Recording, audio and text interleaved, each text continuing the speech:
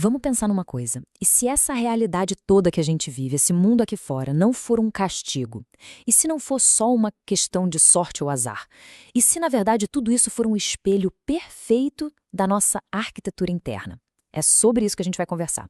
Vamos mergulhar no conceito de Malkuth, o reino, para entender direitinho como o mundo material é, na verdade, o grande palco onde a nossa alma se mostra. Para essa nossa jornada, a gente vai seguir 5 passos, ok? Primeiro, vamos entender que palco é esse onde a vida acontece. Depois, vamos olhar para dentro e conhecer os 4 elementos que formam a gente. Aí, a gente entra na grande batalha da vida, coerência contra inércia. Em seguida, vamos usar uma alegoria super legal, a da princesa e o dragão, para sacar qual é a nossa prisão interna. E por fim, vamos descobrir como despertar nosso centro de poder e equilíbrio. Vamos lá? Então, vamos começar pelo começo, pelo mais básico de tudo. Parte 1. Onde é que a gente realmente está? Sabe, antes de construir qualquer coisa na vida, a gente precisa conhecer o terreno. E para a alma, o nosso terreno é esse mundo aqui, o que a gente chama de realidade. E esse palco tem um nome, Malkuth. Ou o reino. Mas olha, a melhor forma de pensar em Malkuth não é como um lugar físico, mas sim como um espelho gigante. É o plano do fazer, sabe? Onde tudo que se pensa, tudo que se escolhe, vira ação. E claro, consequência. A grande sacada aqui não se trata de castigo. É só o reflexo 100% honesto de quem se escolhe ser a cada instante. E a principal característica desse reino é o movimento. Tudo está sempre se movendo. Nada, absolutamente nada fica escondido para sempre. Sabe aqueles pensamentos, aquelas intenções lá no fundo? Uma hora ou outra, eles dão um jeito de aparecer aqui, no mundo concreto.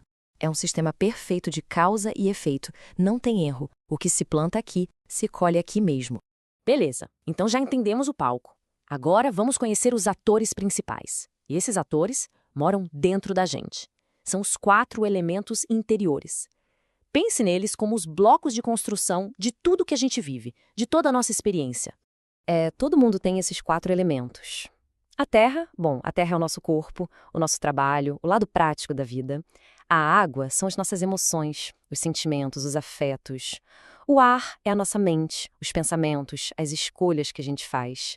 E o fogo? O fogo é o espírito, é aquele propósito que dá direção para tudo. O grande lance da vida, o pulo do gato, é justamente aprender a equilibrar essas 4 forças aí dentro. E aqui é importante deixar uma coisa bem clara. Quando se fala na simbologia da cruz, muita gente já pensa em religião, né? Mas aqui a ideia é outra. Pense na cruz como uma estrutura, um mapa perfeito de como essas 4 forças funcionam dentro da gente. O mundo material, Malkuth, não é bom nem mal. Ele é só um reflexo direto de como a gente está gerenciando esses 4 elementos aqui dentro. E é exatamente aí que a gente chega no coração da questão, no conflito central que todo ser humano enfrenta nesse plano, a grande batalha da vida, que é entre a coerência e a inércia.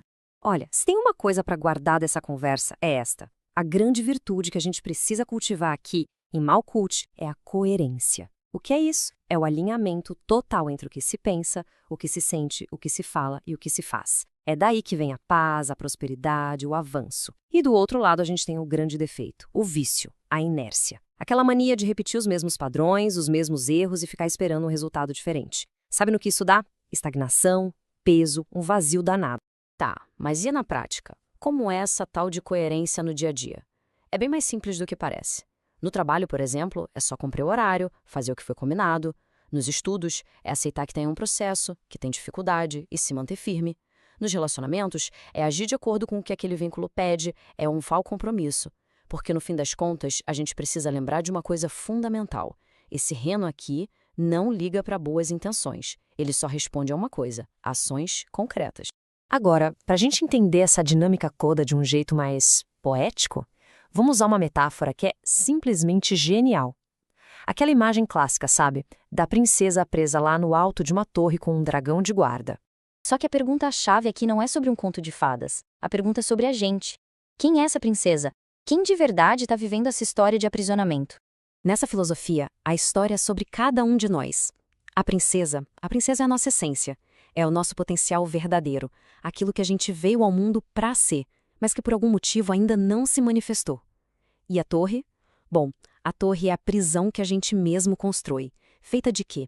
De inércia, de medo, do nosso ego, dos padrões que a gente vive repetindo sem parar. E o dragão, essa é a parte mais incrível. O dragão não é um inimigo externo que a gente tem que matar. O dragão, na verdade, é um símbolo dos nossos próprios 4 elementos quando estão em desequilíbrio. Pensa só, as garras dele é o nosso apego exagerado às coisas materiais, é a terra em desordem. As escamas são as nossas emoções descontroladas, a água transbordando. As asas gigantes e confusas é a nossa mente dispersa, o ar sem foco. E o fogo que ele cospe é o nosso próprio vazio, a nossa angústia, o fogo sem propósito. Então vencer o dragão não significa destruir, mas sim equilibrar, é colocar a casa em ordem. Isso nos leva, então, para a nossa parte final, o despertar do centro. Se a batalha toda aqui dentro e se a vitória é encontrar o equilíbrio, como é que a gente faz isso? Como a gente chega nessa solução? Esse ponto de equilíbrio tem um nome: Tiferet. Em várias filosofias, Tiferet representa a tal da consciência crística. E, de novo, não estamos falando de uma figura religiosa, mas sim de um estado de consciência. É a coerência interna se manifestando no mundo como amor em ação. É aquele ponto mágico onde terra, água, ar e fogo finalmente entram em harmonia. E essa ideia dá um novo significado também para o conceito de anjo da guarda, né? Não é um ser lá fora cuidando da gente. É, na verdade, o despertar da nossa própria consciência. É a nossa essência, a nossa princesa interior, que finalmente consegue falar quando o barulho do ego diminui um pouco. E essa voz que a gente ouve, ela se manifesta como um senso profundo de coerência. Uma paz que só aparece quando a gente age de acordo com a nossa verdade. E é por isso que a grande obra, o objetivo de toda essa jornada, não é fugir do mundo, não é escapar de Malkov. Muito pelo contrário, é aprender a existir de verdade, plenamente, aqui e agora. É transformar aquela vida no piloto automático em uma existência consciente, cheia de ações com um propósito, com um significado. E para fechar, fica uma reflexão que amarra tudo isso que a gente conversou. Eu me amo para amar o próximo onde Deus está. É um lembrete, né, de que todo esse trabalho de construir a nossa arquitetura interior, de equilibrar nossos elementos, é o que no final das contas nos permite encontrar e nos conectar com o que é divino aqui fora, no mundo e nos outros.